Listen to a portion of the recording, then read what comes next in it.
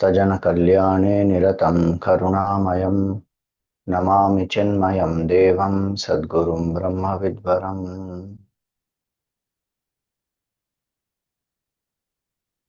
Hari Om, salutations to all.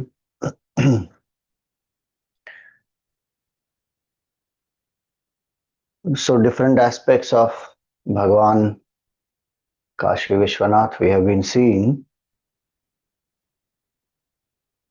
through this Viśvanātha Ashtakam. One of the important aspects to understand is whichever form we consider as the supreme, whichever form is our Ishtadevata, our bhavana has to be that this form is the supreme. And this form is the one which is the ultimate cause of the universe. It is the creator, sustainer, destroyer, all.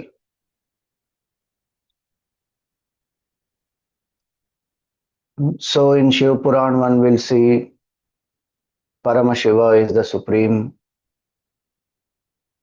and many Brahmandas are there. Each Brahmanda has a Brahma, Vishnu, Mahesh. So as Mahesh, he is the destroyer specifically.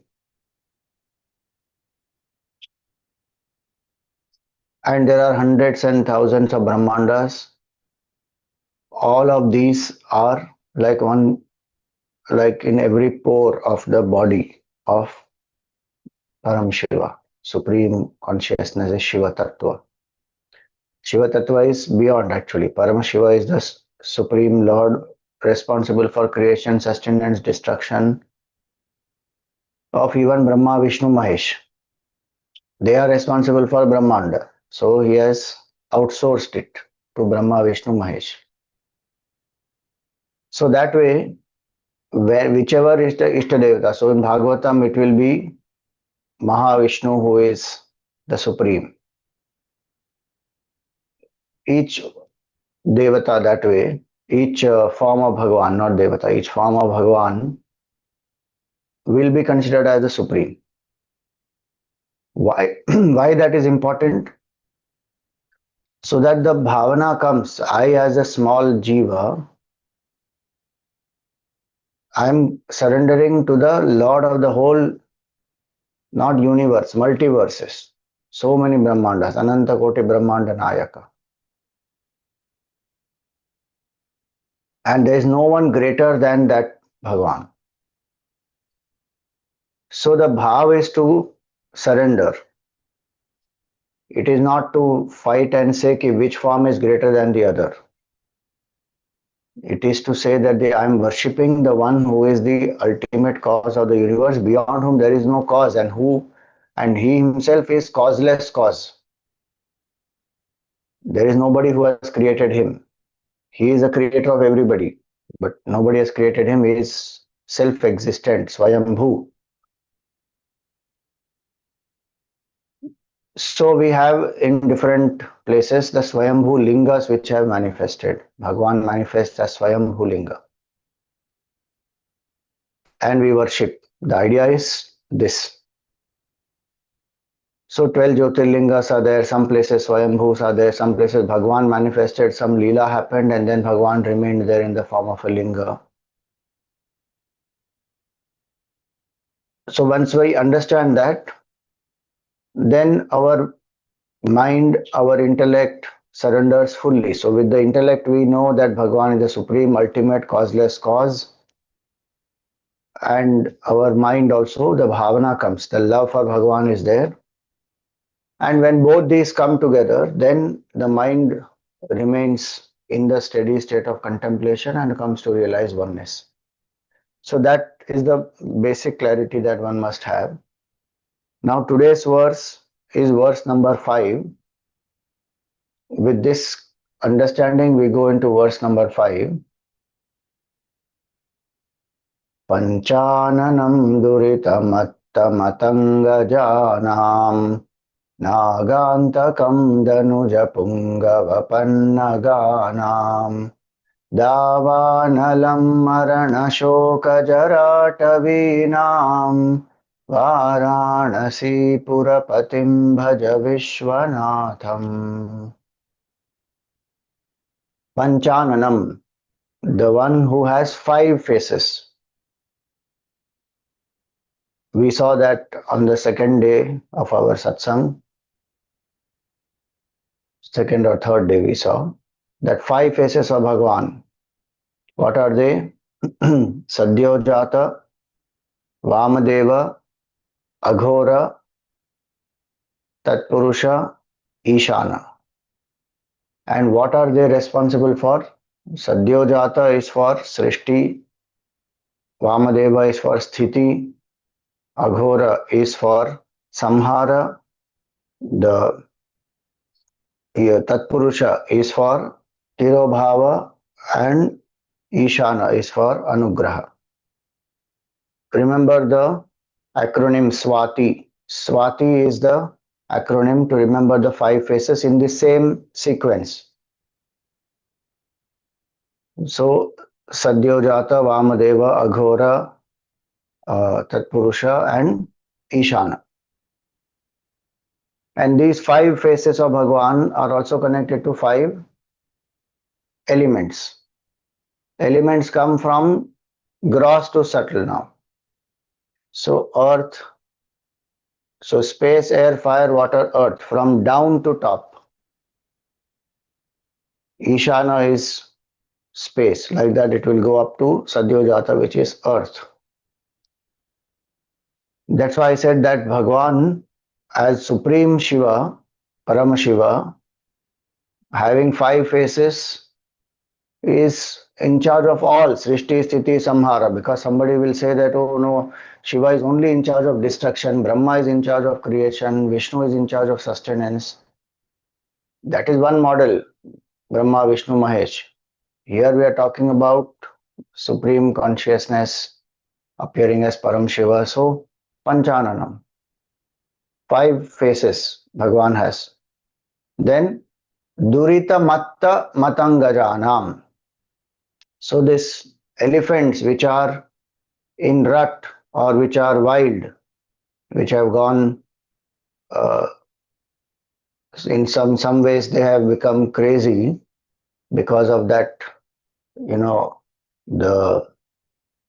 from their temples, that liquid which oozes, and when they are overpowered by this, so matta, they are full of that rut which comes out from their temples, then they have no control. Who is Bhagavan Shiva? The word lion is not there in that. Matta-mataṅgajānām. He is the lion who destroys these mad elephants. We will come to the deeper symbolism. Nāgāntakaṁ. He is the one who has even destroyed some of the most terrible snakes. Nāgāntakaṁ. Danuja-puṅgava-pannagānām. Then those who are Danuja. So Danuja means those who are born from Danu. Kashyap Rishi had different wives of Daksha Prajapati. The daughters of Daksha Prajapati were married to Kashyap Rishi. So Diti, Aditi, Danu, like that, different wives. Those who are born from Diti are called Daityas. Those who are born from Danu are called Danavas. Those who are born from Aditi are called Adityas or Devatas. So Danuja Puṅgava, the greatest of the demons born from Danu, he has destroyed them. Danuja-puṅgava-pannagānām. Pannaga also means snakes. So the greatest of snakes born from Kadru, greatest of Danavas born from Danu, Bhagavan has destroyed all of them. Dāvānalaṁ. He is the forest, maraṇa-śoka-jarāṭavīnām. He is the forest fire to the forest of death, grief, and old age, jara. So how forest fire, wildfire, once it strikes, whatever may be the reason, lightning or anything else may be the reason, once the fire strikes, once the fire starts, the wind is there and the entire forest completely will get consumed very quickly. So Bhagwan is the one who destroys this forest fire, destroys the forest of this death, grief, old age. Vārāṇasī-pura-patiṁ bhaja Viśvanātham. We worship that, may we worship that Supreme Lord who is in Vāraṇasī, who is the Lord of Vāraṇasī, who is Viśvanātha, who is the Lord of the whole universe also. So this is the basic meaning. Now coming to it one by one, Pañcānanaṁ, the very face of Bhagwan Shiva. So it is said, there is this Puranic story in Mahabharata that there are these two demons, Asura brothers, Sunda and Apasunda. So in Mahabharata this comes that they did a lot of penance and they pleased Brahmaji. And see, these demons also, they are very innovative, you know. If you read, one can even compile one list of all the ways by which the demons try to become immortal. What is born has to die, no doubt. But these demons, they want to become immortal. So different ways by which they will figure out how they cannot get killed.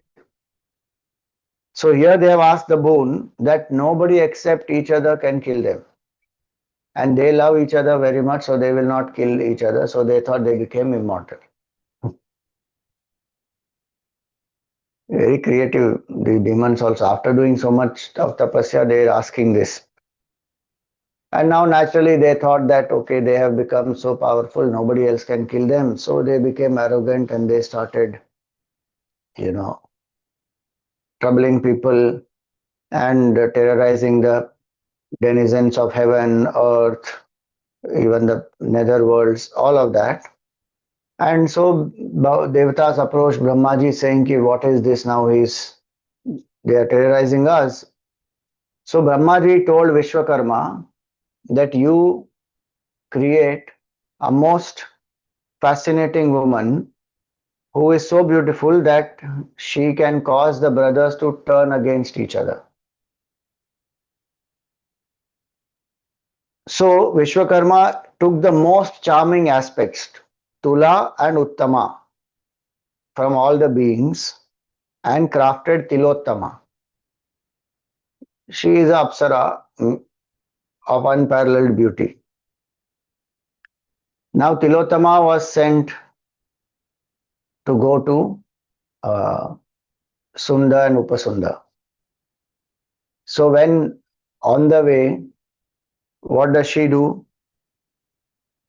She wants to visit Bhagwan Shiva.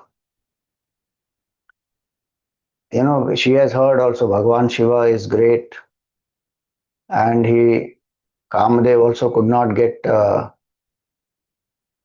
he could not disturb the meditation of Bhagwan Shiva. So she thought, because when she is going, all the other devatas and demons and, human beings and all of them, they are fascinated by her charm and her beauty. So she also got little proud. She went to Bhagwan Shiva and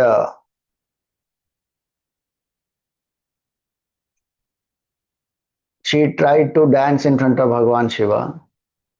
Bhagwan Shiva, he opened his eyes, but he was not affected by her.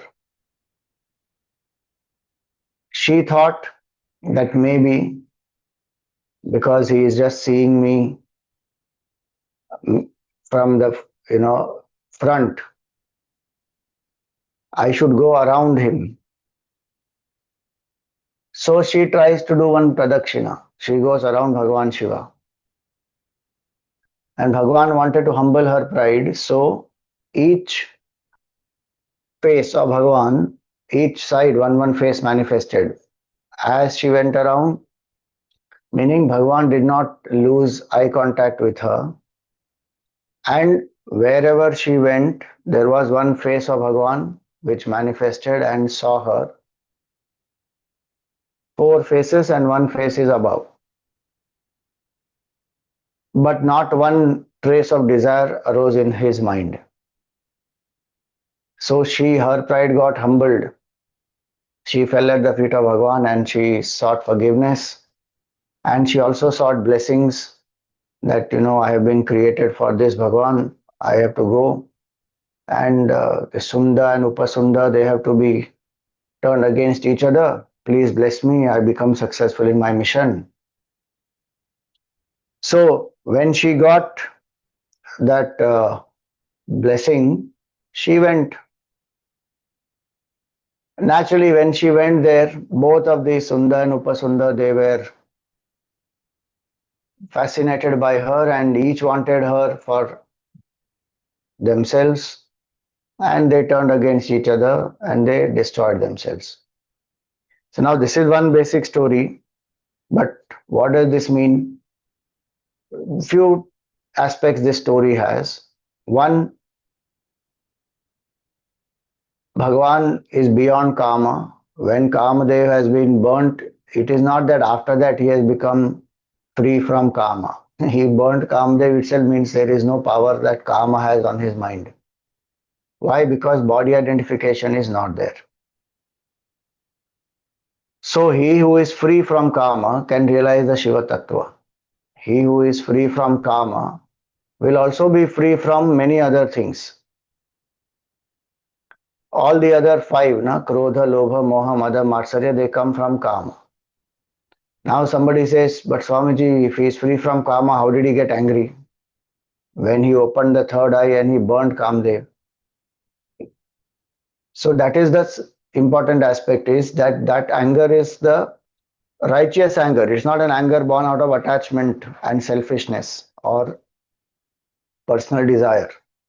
It is an anger which is born. It's not that Kamdev came to disturb and Bhagavan destroyed him.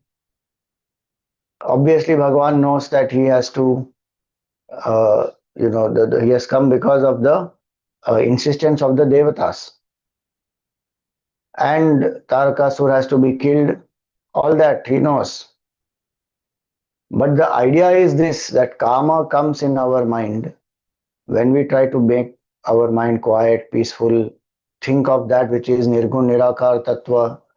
Till that time our mind is holding on to some form, some name, some qualities. But when we try to contemplate on the nameless, formless, attributeless, then the mind brings up some image, some form, some idea, some memory, some restlessness will be there. The mind opens, the eyes will open and then one wants to see something. At that time, with the fire of knowledge, I have to destroy it. And what is that fire of knowledge here? Intuitively, I should know that my nature is consciousness. All this comes and goes. It is not true. It is mithya. With that fire of knowledge, one just lets go. No need to get disturbed by that. In the story, yes, it will be said like that, he opened the third eye and then Kamdev was reduced to ashes. That's a dramatization. So, he is free from Kama, free from the other negativities. And however glorious someone may be, however beautiful, handsome somebody may be, it is perishable beauty. It is for a short while. So, Bhagavan Shiva is anchored in that which is permanent. And having anchored in that, even if she is trying to tempt him, trying to create calm in his mind, nothing happens. In fact, 5 faces manifest. out of grace. And now the devotees worship Bhagavan through 5 faces, and each face has one aspect.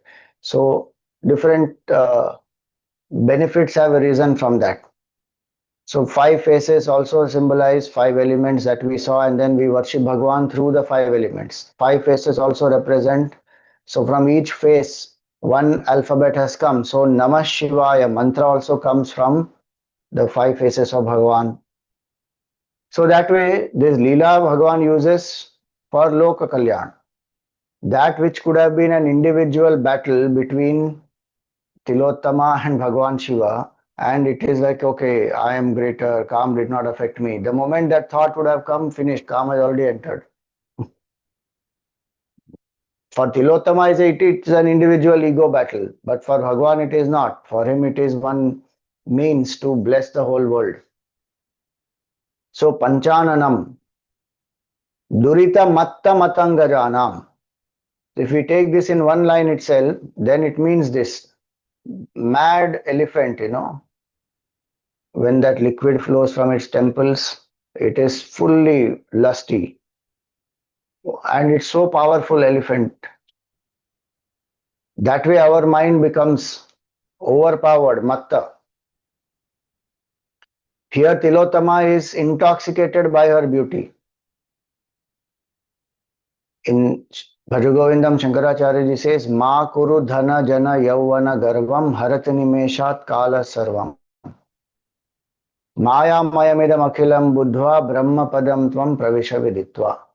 He says, don't have this pride of what? Dhana, wealth, jana, people, yauvana, youth. You can have pride, you can have wealth, you can have popularity, you can have youth, all that, but don't have pride of that. Ma kuru dhana jana yauvana garvam. Why? Harati nimeshat. In a second, time will take away the whole thing.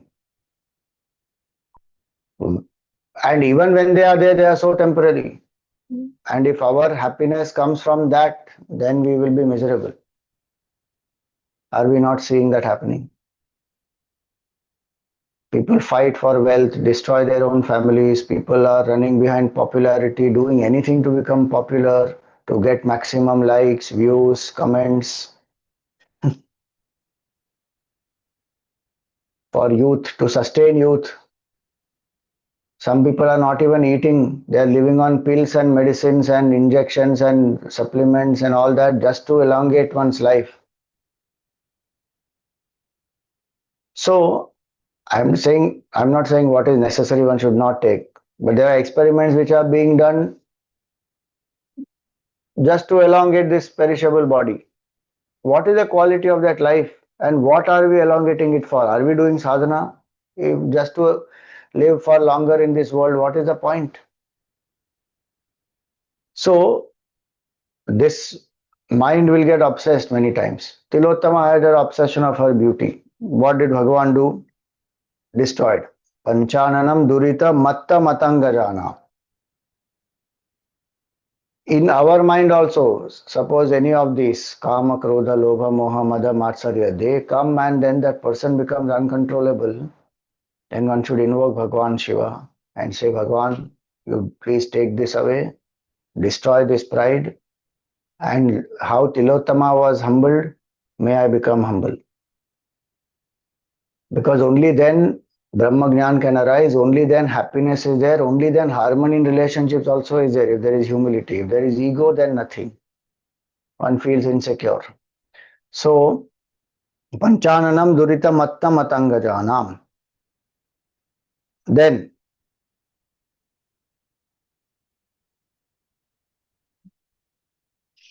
Bhagavan, there's another story here. When we say matta-mataṅgajānām, Bhagavan also has destroyed this Gajasura. Gajasamhara Murti is one of the famous forms of Bhagavan. In many temples you will see Gajasamhara Murti. So this Gajasura was killed by Bhagavan. That is indicated by matta-mataṅgajānām also. So he was born in the lineage of the demon king Nila. And uh, Shiva Purana gives the story of Gajasura. So this demon was in the form of a huge elephant and lot of strength that he had, and he is also like that elephant in the rut, but that is his steady state.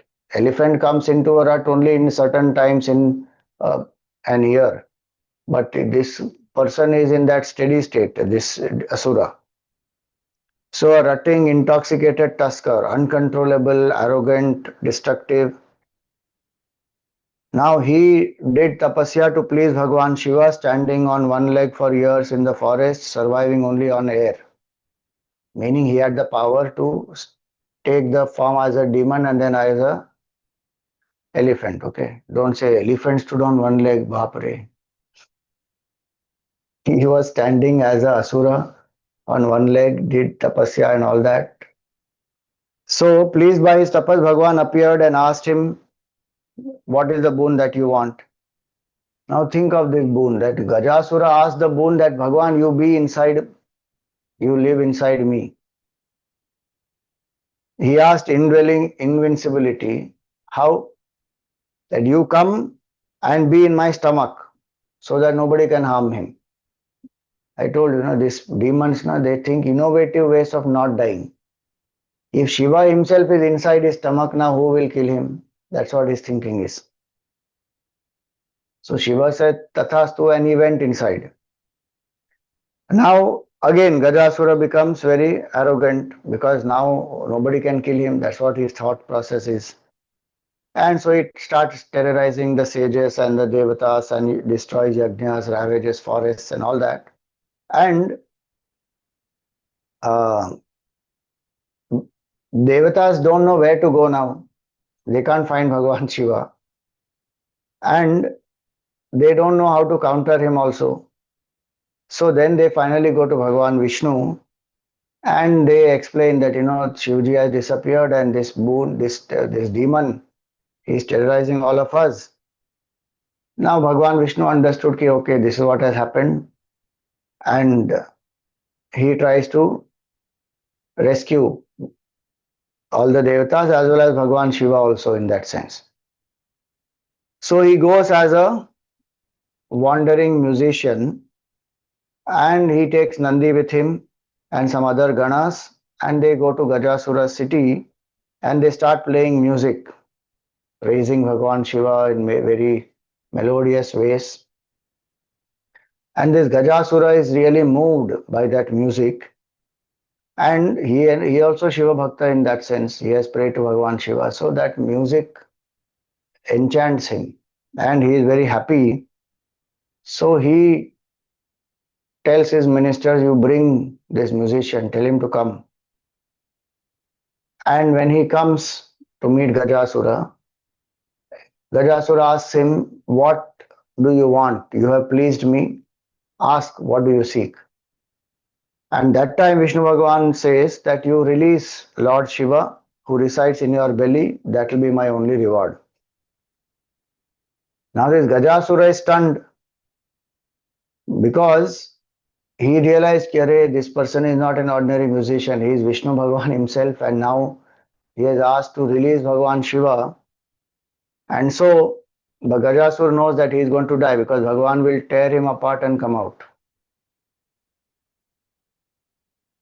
So he asked Bhagavan that Bhagavan, my end is near, but please grant me that my head will be worshipped in your abode forever, and that those who worship my form will be blessed. So Bhagavan emerges in a blaze of light from the demon's body, granting his boon, and that is how this Gajasura is killed. And it is said that that is the head of Gajasura is what was placed on Vinayaka, and then Vinayaka transformed into Ganesha or Ganapati. So this is one story. So what is this again? What does this symbolize? The subduing of this mother, intoxication of power, of invincibility, and of ignorance, avidya basically. I don't know who am I. So that is the meaning. Pañcānanaṁ durita-matta-mataṅgajānām. Then the second line says nāgāntakaṁ danuja-puṅgava-pannagānām. So nāgāntakaṁ, did Bhagavan destroy many snakes? No, he didn't destroy many snakes in that sense. But what he did was the poison of Vasuki became ineffective. So that is one meaning that we have seen before also. When the halahal poison came out during Samudra Manthan, Bhagavan consumed it. So here Nagantakam. So end does not necessarily always mean destruction or killing or death. If the harmful aspect is removed, then that is destroyed. The snake, if it is not poisonous anymore and its bite will not hurt, harm, destroy, then the danger from that snake is finished. That is called Nagantakam. So it is said here that Bhagavan is the one who has removed the poison of this Vasuki, and hence after that they all have become, we can say in some way, sattvic. They are not hurting, harming. So here is one explanation of 8 different types of snakes. Just give me 1 minute. There's very nice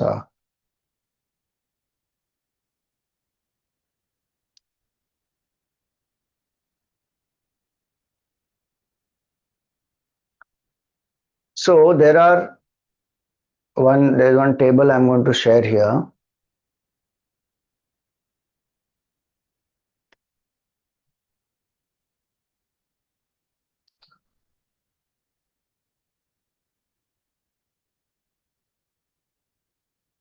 These 8 different types of snakes are here.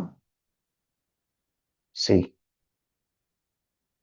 as per the Varaha Purana, which are the snakes which are there on Bhagavan? Because once the snake's poison was removed, these 8 types of snakes came and we saw now different places of Bhagavan's form, the snakes have coiled themselves.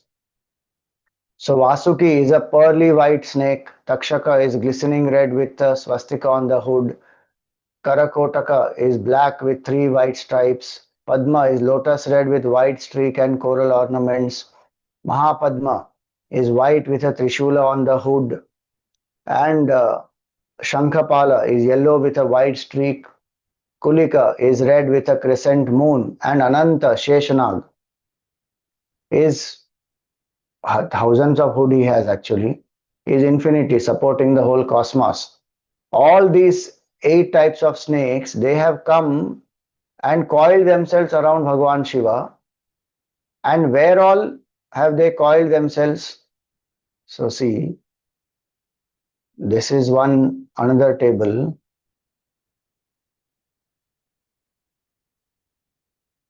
To understand this mastery of Bhagavan, snake, as we saw, is symbol of death, poison, fear, mastery of Bhagavan.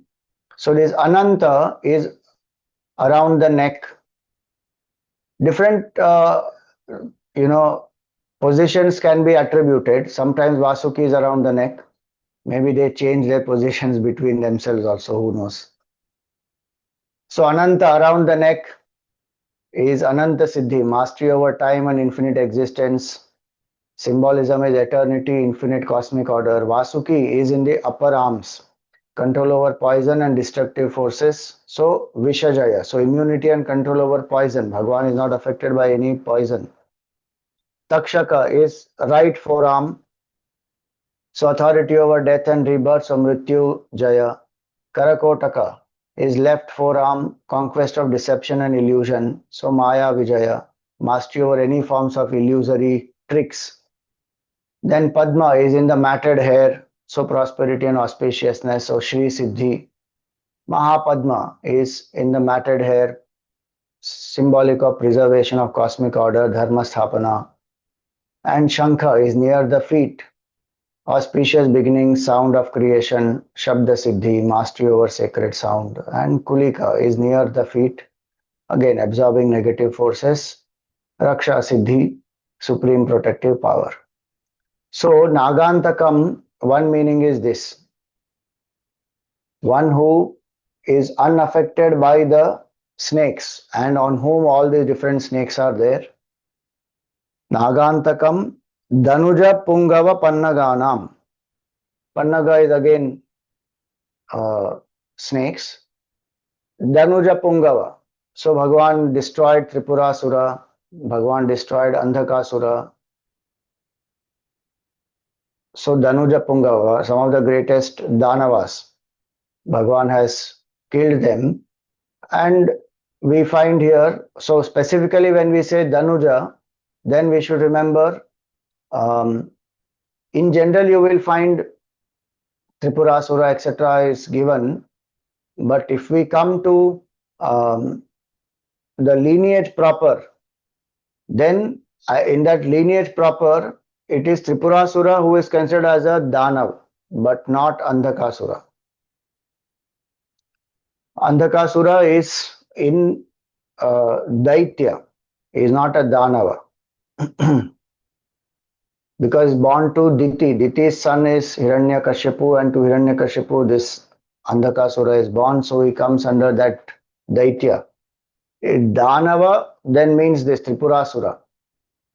In one of the classifications, Tripurasura comes under Danava. Otherwise, in another classification, Tripurasura also comes as a Daitya. So, Tripuravada is a completely different context. We will take it up at some other time in great detail. Earlier, we have seen the basics of it. So, nāgāntakam danuja-puṅgava-pannagānām. dāvānalaṁ maraṇa-śoka-jarāṭavīnām. He is the forest fire to the forest. This whole world is called as a forest.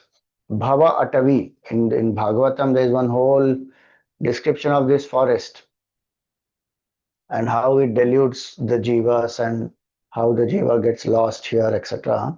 So here it is specifically three things: marana, jara, and shoka.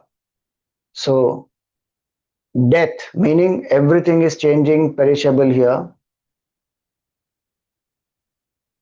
So it causes grief to us. Marana, shoka, and jara. This body will become old and finally it will perish. And old age will bring its own loneliness, its own sickness, insecurity, fear of the future of, when this body drops, what will happen to me? So many things. So temporary nature of the world, we get very attached, then there is sorrow, and then we don't want to die, and then there is old age. All these, they are in which the jiva is lost. In the forest, one is lost. In the forest, there are wild animals. In the forest, there is digbhrama, so one doesn't know where one is going. Like that in the world also it is. The bhavatavi is like that. Bhagavan is a dāvānalaṁ. He is the forest fire who will destroy this. Meaning, when we realize my nature is infinite consciousness, then this death, one becomes free from fear of death. One realizes my nature is Ananda Swarupa, and body can become old and drop. Whether it becomes old and drops or whether it is young and it drops, it doesn't matter after that. When one has realized the absolute. So one who by his grace, by granting knowledge, one liberates the jiva. The forest fire destroys the whole forest, so Bhavatavi is destroyed. So that Viśvanath Bhagavan we meditate upon.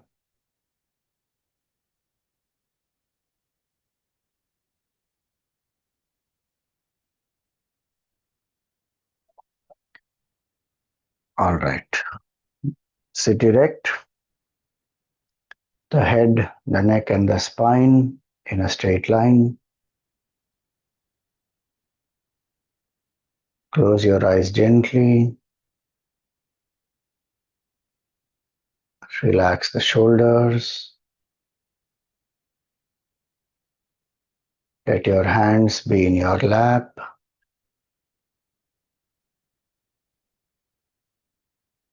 Palms facing the sky.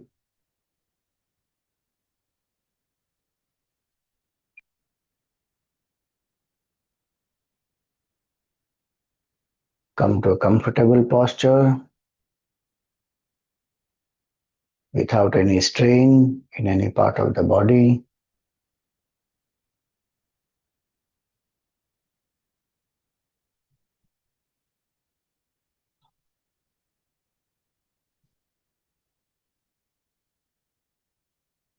Invoke gratitude in your heart.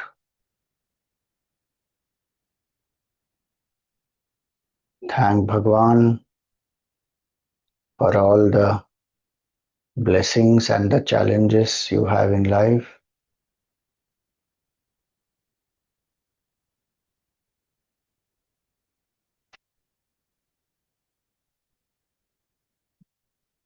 They both are required for us to evolve.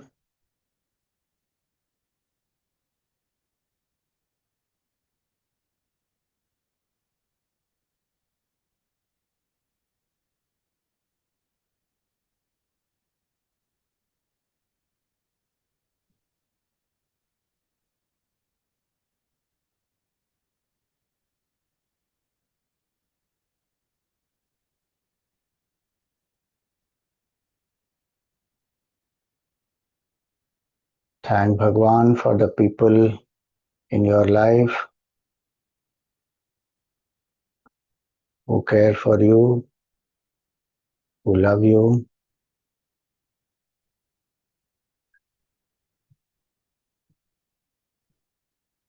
as well as those who may appear to be your critics.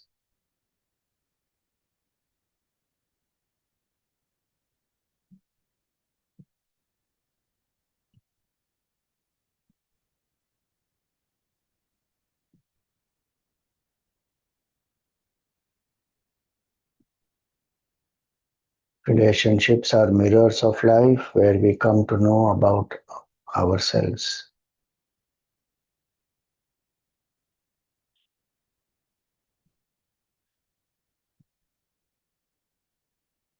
So that we can become more selfless, kind, and compassionate.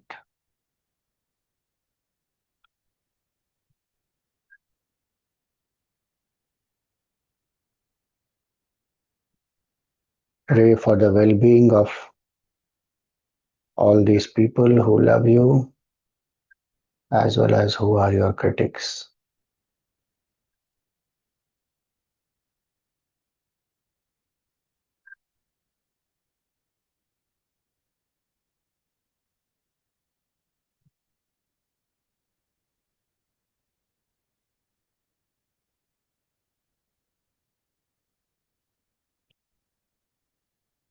Suggest to the mind that for the next 20 minutes I am steady and still without any movements.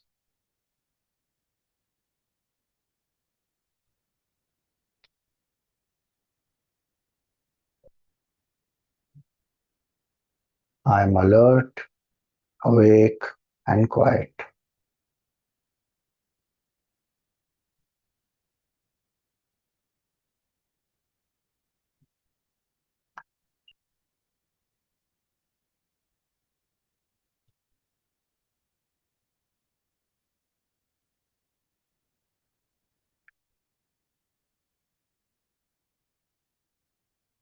I am only a seeker or a devotee, and my goal is self-realization.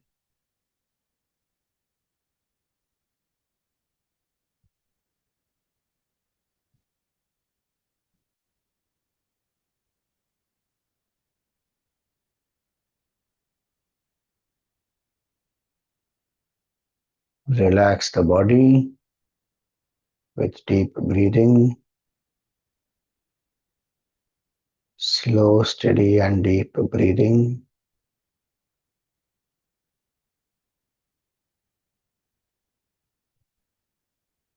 As we say inhale, take a deep breath and feel that your body is filled with light and energy. As you exhale, when we say relax, let go of that light and energy. And let go of any stress or strain.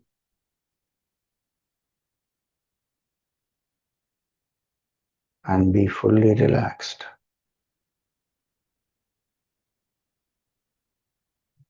Exhale all the air.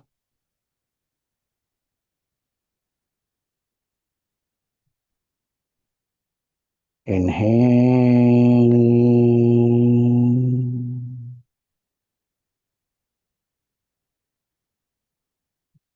Relax.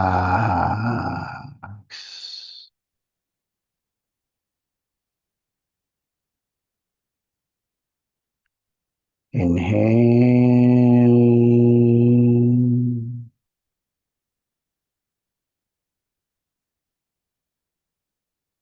Relax.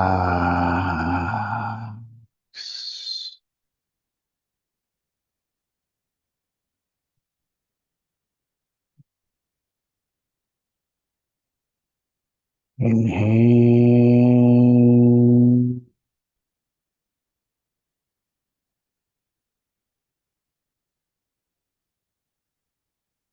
Relax.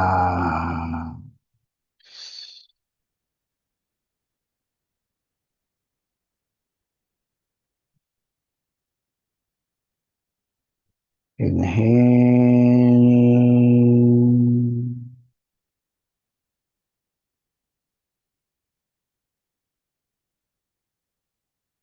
Relax.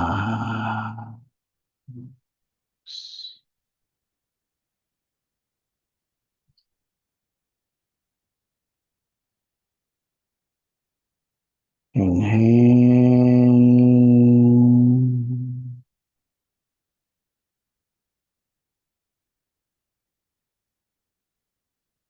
Relax.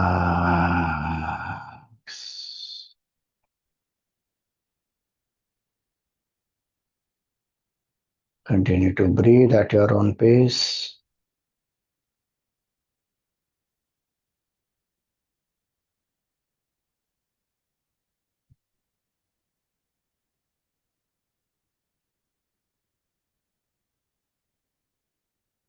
Slower the breathing, deeper the relaxation, quieter the mind.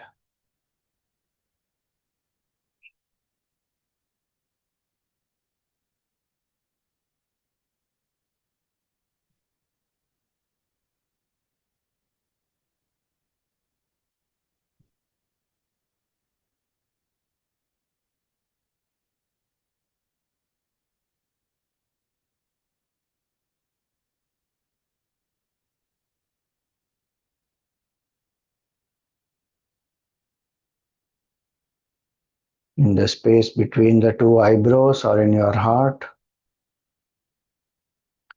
visualize a circle of white light.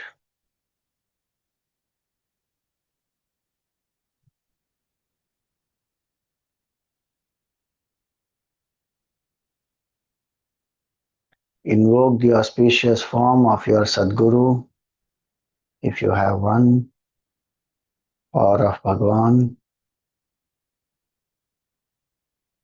in that circle of white light.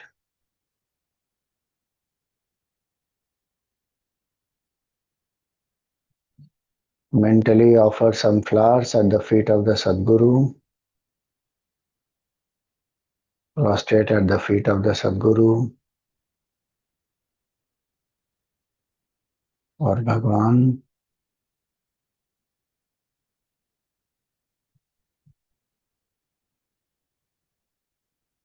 May the grace of the Sadguru lead us, guide us, and protect us.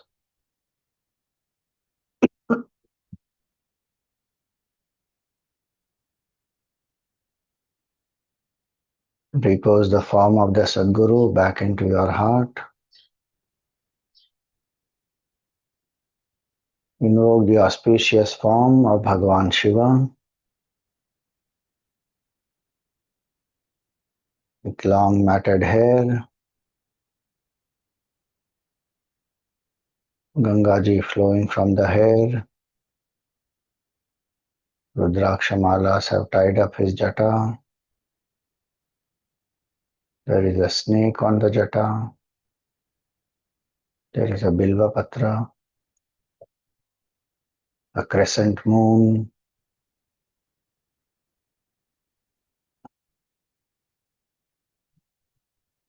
bhasma on the forehead with a third eye,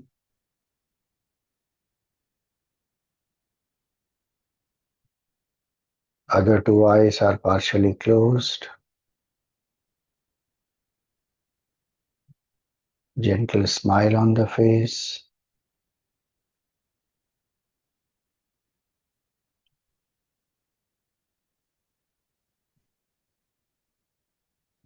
earrings in the earlobes, blue neck,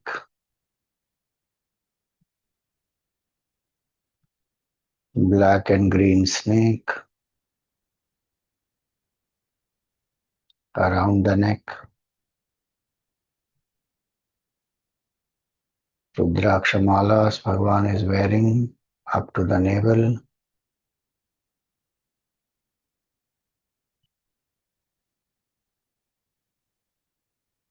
There's a deer skin across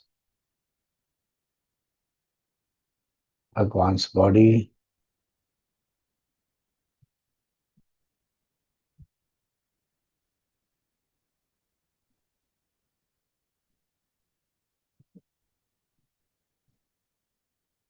There is a Yajñopavita from the left shoulder to the right waist.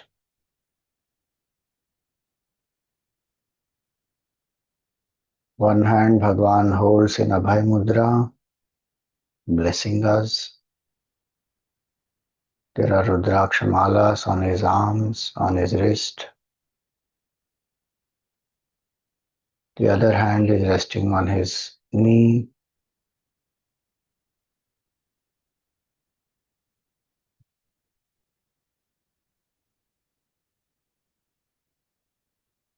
Bhagavan wears an elephant skin around the waist, tied with a red cloth.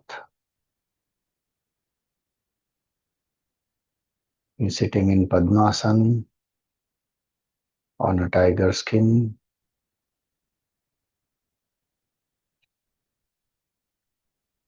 There is a Damaru besides his left knee. There is a Trishul, a Damaru with a garland on his right side.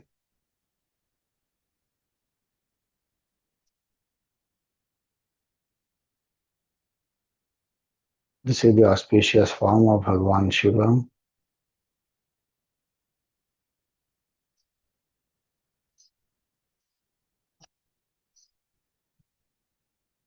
Pañcānanaṁ durita-matta-mataṅgajānām, nāgāntakaṁ danuja-puṅgava-pannagānām,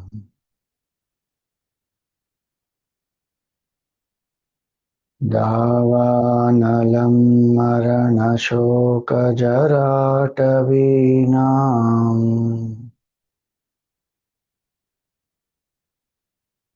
Vārāṇasī-pura-patiṁ bhaja Viśvanātham.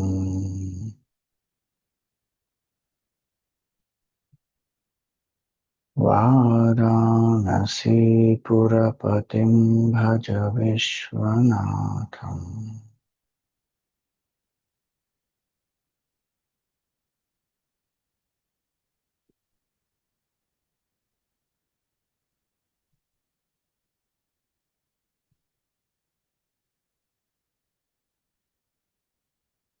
We chant Kashi Vishwanathaya Namaha.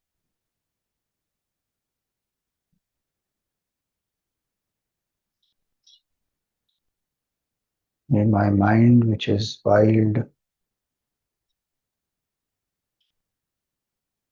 surrender to Bhagavan, and may Bhagavan tame this wild mind.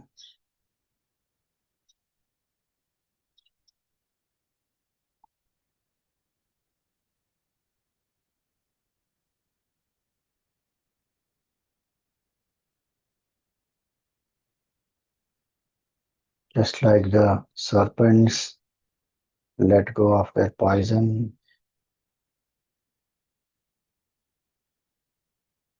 may we let go of our negativities.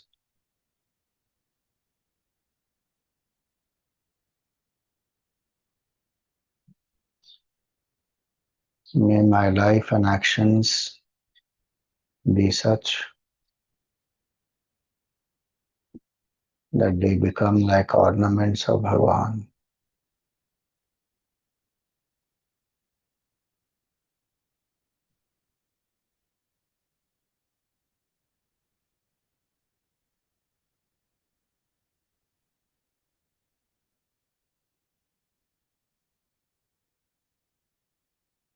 Death, grief, old age,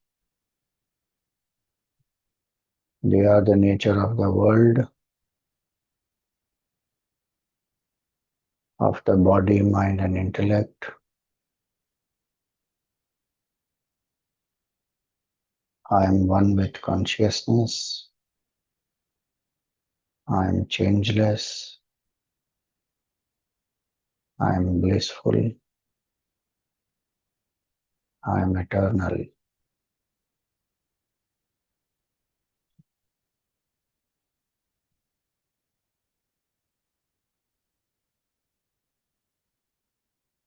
May this fire of knowledge burn away the forest of the world.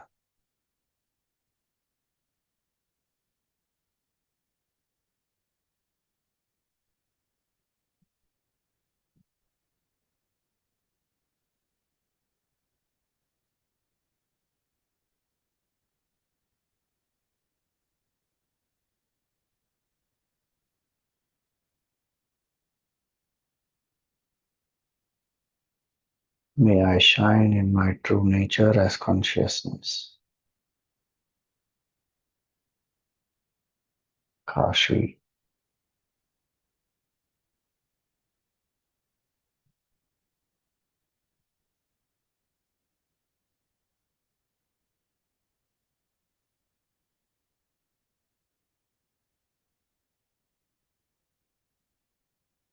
Offer some flowers at the feet of Bhagavan. Perform a pradakshina of Bhagavan.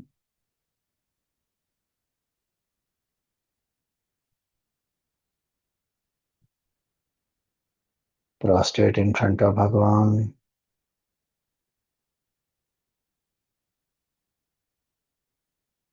Feel that the hand of Bhagavan is on the forehead. His grace and blessings pervade your entire being.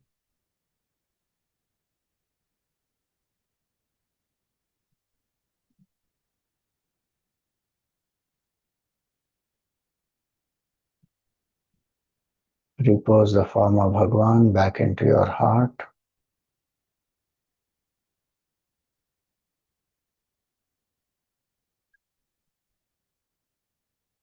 Be aware of the breath.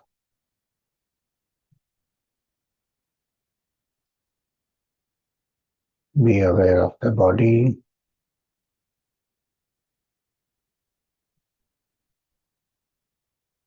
Be aware of the happenings around you.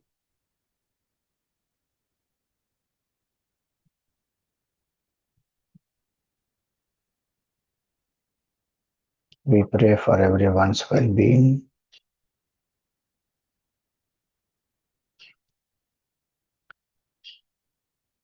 Om Sarve Bhavantu Sukhinah.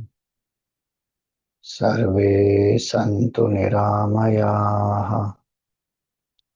सर्वे भद्राणि पश्यन्तु मा कश्चित् दुःखभाग् भवेत्। ॐ असतो मा सद्गमय तमसो मा ज्योतिर्गमय मृत्योर्मामृतं गमय। ॐ पूर्णमद पूर्णमिदं पूर्णात् पूर्णमुदच्यते पूर्णस्य पूर्णमादाय पूर्णमेवावशिष्यते। ॐ शान्ति शान्ति शान्ति। हरिः ओम श्री गुरुभ्यो नमः। हरिः ओम। Rub your palms, place them on the face, gently open the eyes.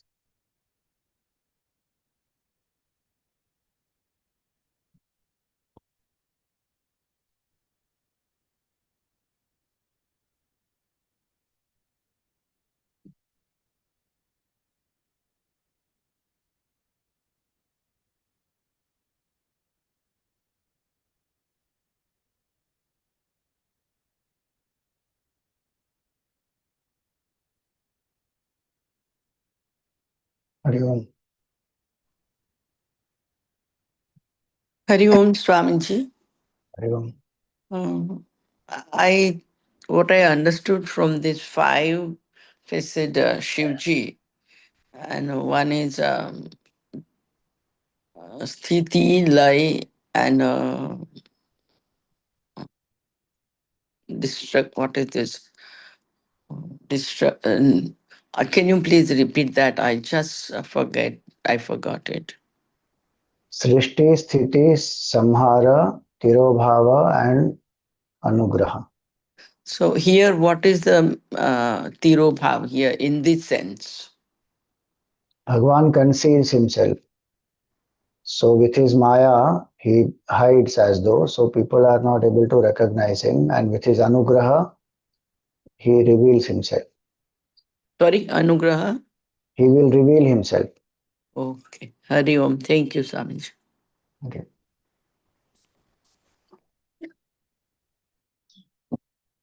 Yes, Deep. Hari Om, Swamiji. Swamiji, you mentioned Danav and Daitya. So, what is the difference between that? Like, ultimately, both are demons only? Yeah, they are different lineage. Sons of Danu are called Danavas, sons of Diti are called Daityas. Okay, that's the only difference. Yeah. Okay, okay.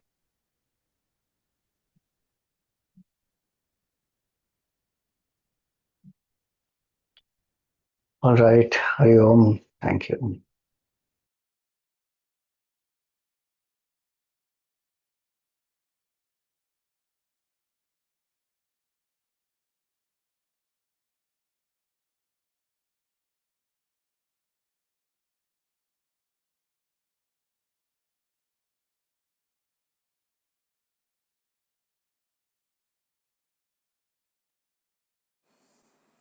You have a question, Anju? Yeah, Hari Om Swamiji, I was not able to hear. Swamiji, did I get it correct that the the Om Namah Shivaya has come from the five faces of Bhagwan that you were saying? Yeah.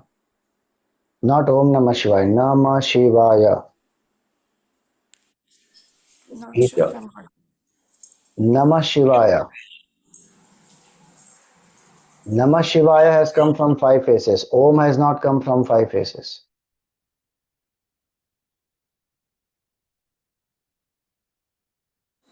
Okay, Swamiji. Swamiji, will you explain it sometime? How that is? Maybe. I already explained actually in the third session which face, which alphabet came. I had explained that. which, I will go over it again, Swamiji. yeah, Thank you, Swamiji. the 5 faces names. I've sent the PPT also. People have not seen from the WhatsApp, I think. You are asking repeat the 5 face names. On the second session itself, I had sent the PPT, second or third session, whenever I did. It has all the names written: Sadyojata, Vamadeva, Aghora, Isha, Tatpurusha, and Ishana. These are the 5 names. All right. Okay. Hari Om.